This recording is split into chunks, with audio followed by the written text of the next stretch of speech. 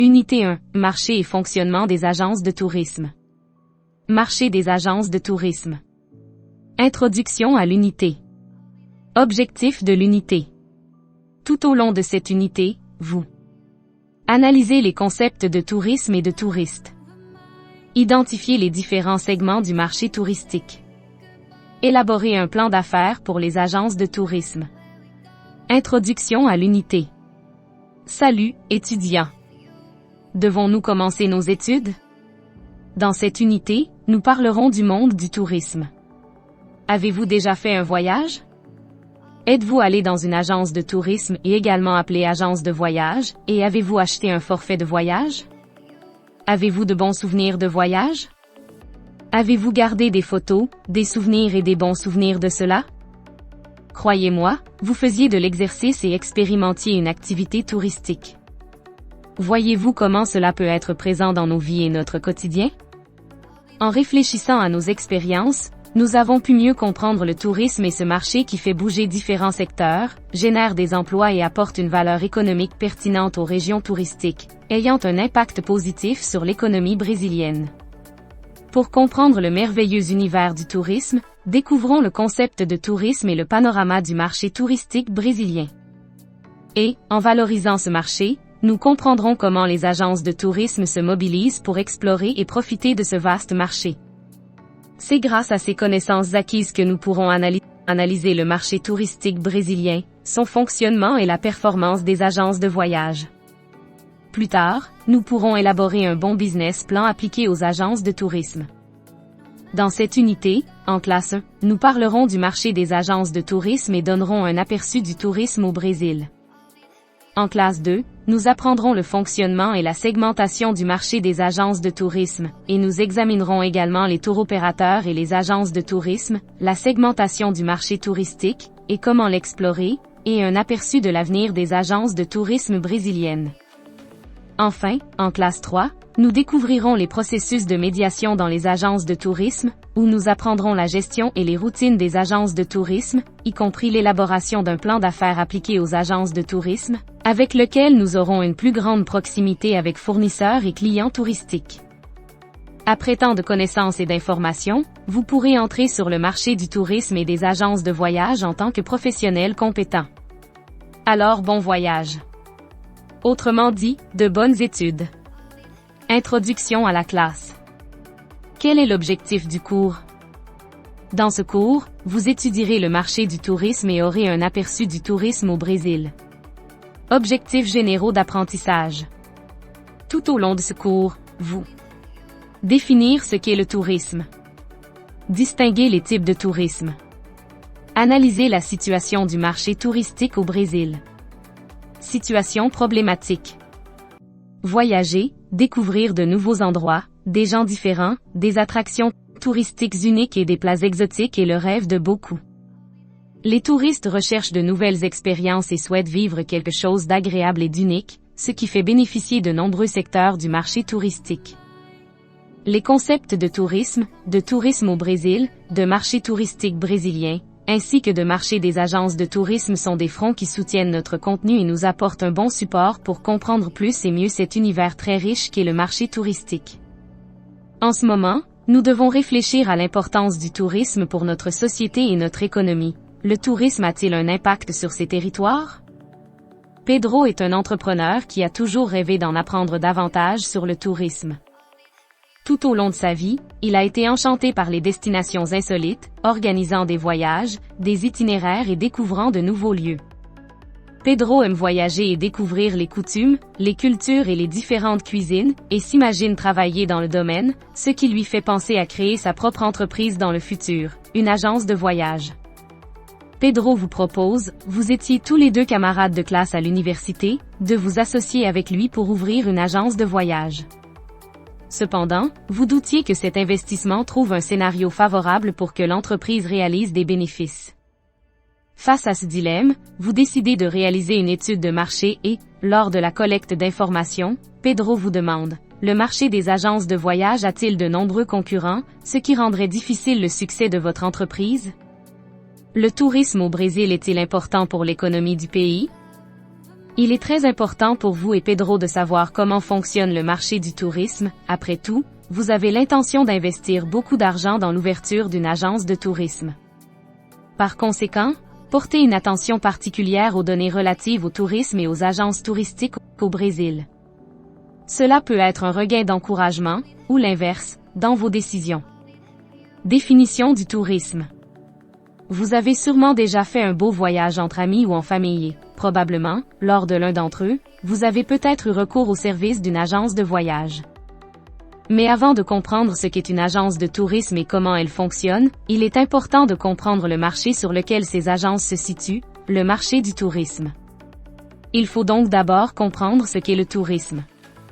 Selon le dictionnaire Michaeli, en ligne, le tourisme signifie ensemble de services publics ou privés visant à promouvoir et à organiser l'activité touristique qui comprennent, entre autres, la sélection et la classification des lieux et zones d'intérêt touristique, la création et la mise en œuvre d'itinéraires et de routes touristiques, la planification, l'organisation et le contrôle des établissements, institutions et prestataires de services liés à cette activité.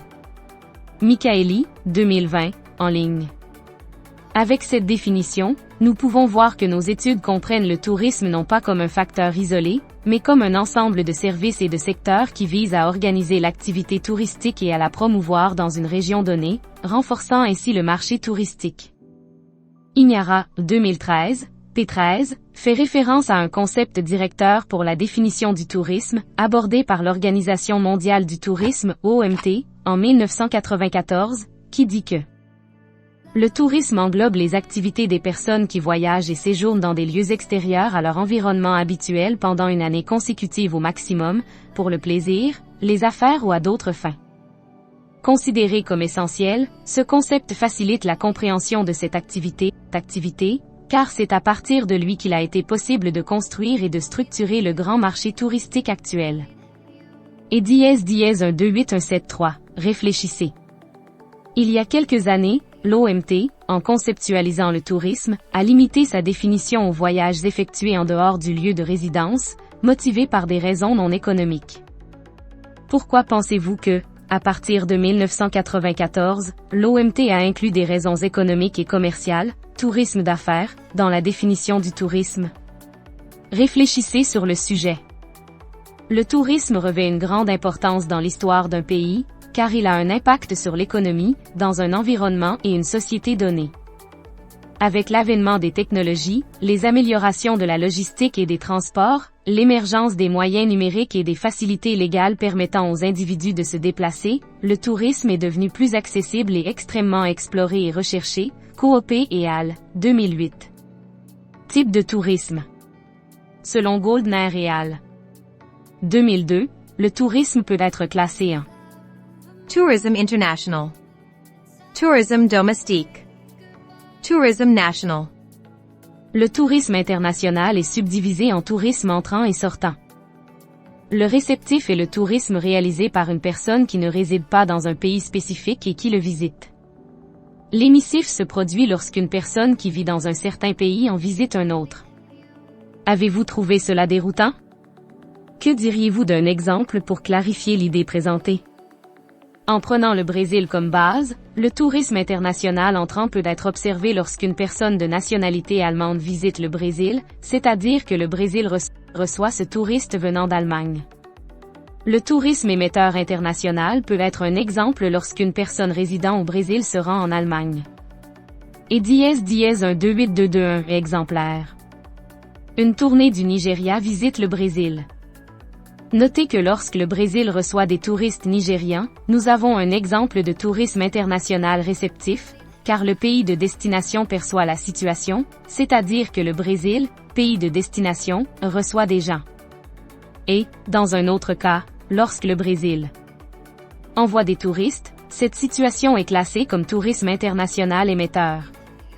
Ce qui diffère, dans ce cas, c'est la façon dont le pays d'origine du voyage, le Brésil, perçoit la situation, c'est-à-dire que le Brésil envoie des touristes au Nigeria.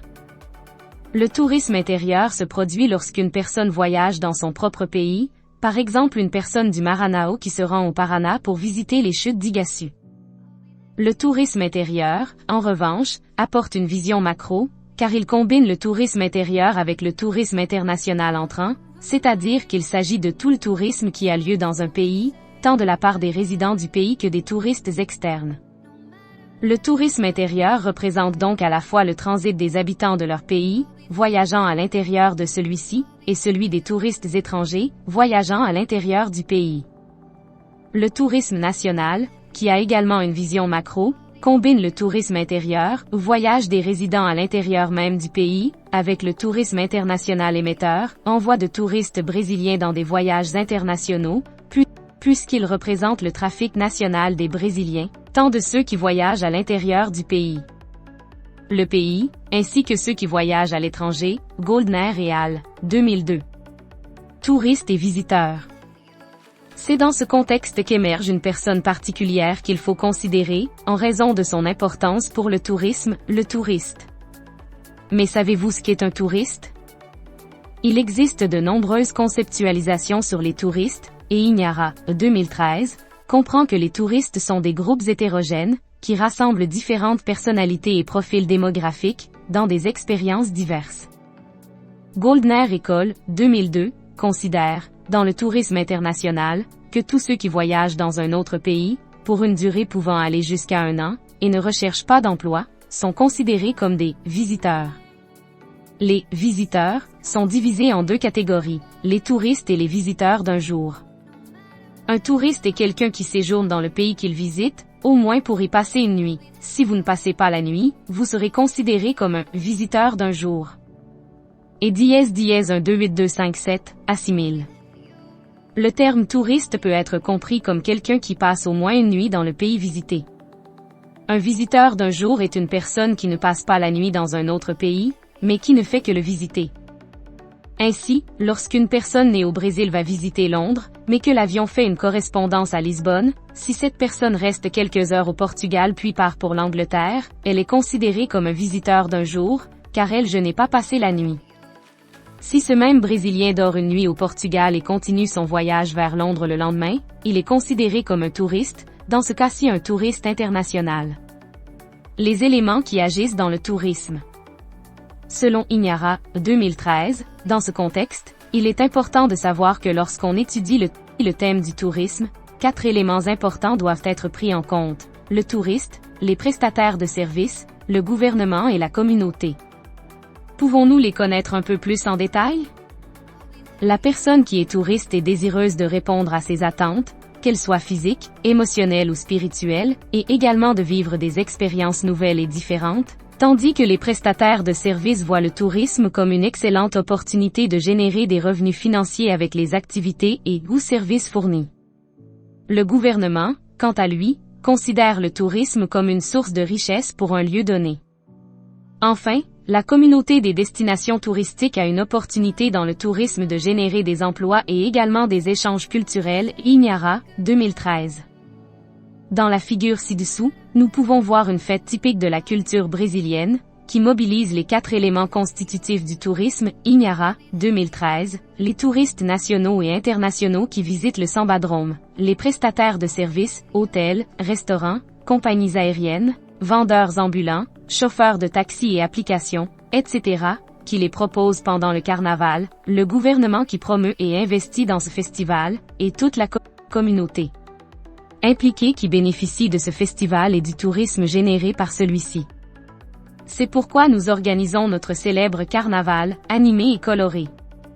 Le marché touristique au Brésil. Maintenant que nous comprenons les principaux concepts, que diriez-vous d'avoir des informations sur le tourisme au Brésil? En raison de l'extension territoriale de notre pays, avec des cultures, des climats, des paysages et des infrastructures différents, nous disposons d'un potentiel touristique très diversifié, qui comprend l'écotourisme, le tourisme rural, le tourisme d'aventure, le tourisme et d'échanges scientifiques ou d'études, le tourisme d'achat, le tourisme culturel.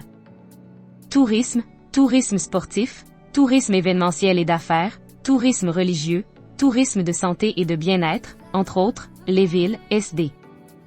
De plus, le marché touristique au Brésil est très prometteur, car le pays est riche en beauté naturelle, du nord au sud, d'est en ouest, où l'on trouve une riche faune et flore, qui sont des facteurs moteurs du tourisme brésilien. Notre marché touristique attire l'attention du public national et étranger, qui vient au Brésil avec l'intention de découvrir notre beauté naturelle, nos attractions touristiques, nos monuments historiques, notre gastronomie, notre culture et aussi nos festivités typiques, comme le carnaval. Par exemple, la figure ci-dessous montre l'une des cartes postales brésiliennes les plus connues au niveau international. Nous y trouvons une attraction touristique emblématique, la statue du Christ Rédempteur, entourée d'une beauté naturelle unique, et la colline Pão de Açúcar, à Rio de Janeiro, qui attire d'innombrables touristes tout au long de l'année. Exemplaire. Nous pouvons constater la forte demande de touristes internationaux lors du carnaval de Rio de Janeiro, qui viennent de différents pays pour profiter de cette grande fête typique, qui fait partie de la culture brésilienne. Le tourisme résultant du carnaval génère chaque année une valeur économique élevée dans la balance des paiements du pays. Il est intéressant de souligner que, malgré les problèmes économiques et sociaux du Brésil, violence et pauvreté principalement, pratiquement tous les touristes étrangers qui ont visité le Brésil en 2018 étaient intéressés à revenir. Dans une enquête réalisée par le ministère du Tourisme en 2018, 87,7% des 39 000 touristes ont déclaré que le tourisme au Brésil répondait pleinement à leurs attentes et 95,4% ont déclaré qu'ils avaient l'intention de revenir plus souvent dans le pays. Junior, 2019. Tourisme et économie. Le Brésil étant un pays avec de nombreuses attractions touristiques, l'État a créé le Plan national du tourisme, PNT, qui rassemble une vaste enquête sur les données touristiques et comprend des informations et des prévisions pour la période 2018 à 2022. L'intention d'un PNT est de mettre en œuvre la politique nationale du tourisme, car elle se concentre sur l'élaboration de lignes directrices qui guideront la diffusion et la croissance du tourisme dans le pays. De cette manière, le PNT vise à renforcer l'insertion du tourisme dans l'économie du pays, en collaboration avec le secteur public, et à développer des stratégies et des initiatives qui promeuvent un système touristique durable tant au niveau local que national. La croissance du marché du tourisme, compte tenu de l'augmentation des ventes de voyages, a été si importante qu'elle est juste derrière le secteur manufacturier, Ministerio do Turismo, 2019. L'information du ministère du Tourisme, 2019, qui montre un bon signe pour les agences de voyage et l'augmentation du tourisme intérieur, tableau ci-dessous, où davantage de Brésiliens souhaitent voyager dans leur propre pays, avec une augmentation de 3,57% par rapport à la période. De décembre 2017 à décembre 2018, décembre étant un mois de haute saison. Flux de tourisme intérieur brésilien 2017 à 2018. Source. Adapté de ministère du Tourisme, 2019.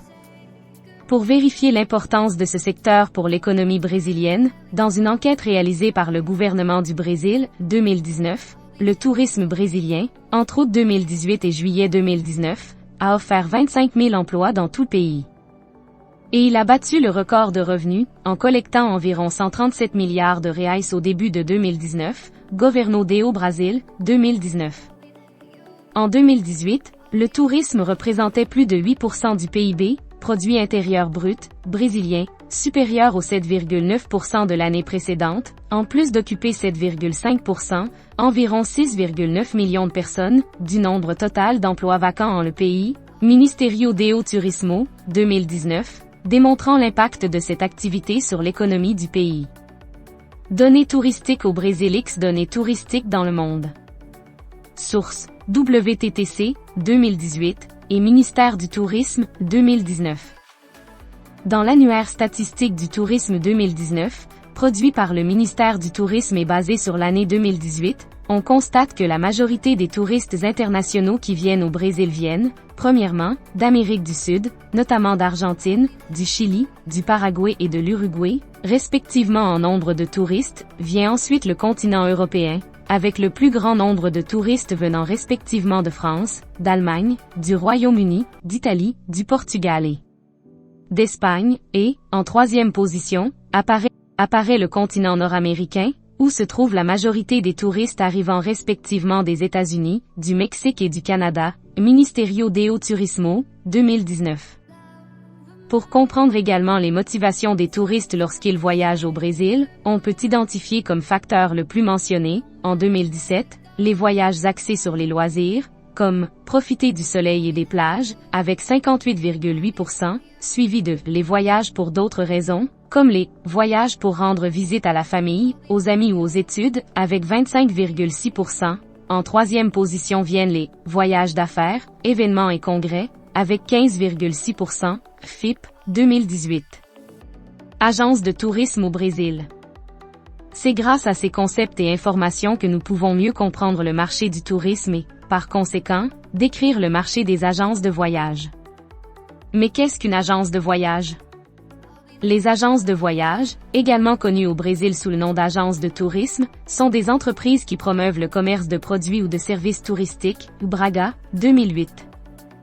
Avec la croissance du marché du tourisme, les agences se trouvent pleines d'opportunités sur le marché, proposant leurs produits et services, de plus en plus recherchés par le public consommateur.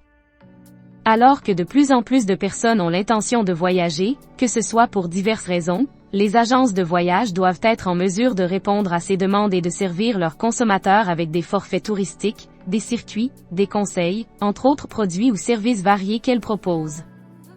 D'après les notes de Sebrae, 2017, p. émoticône, n'en croyant pas ses yeux.